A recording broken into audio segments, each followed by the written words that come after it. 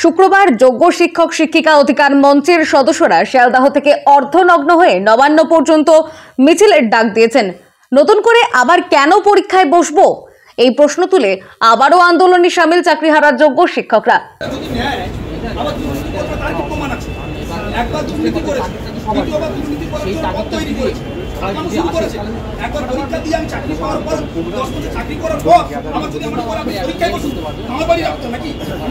চাকরিহারা শিক্ষকদের বক্তব্য, তারা নতুন করে পরীক্ষায় বসতে চান না।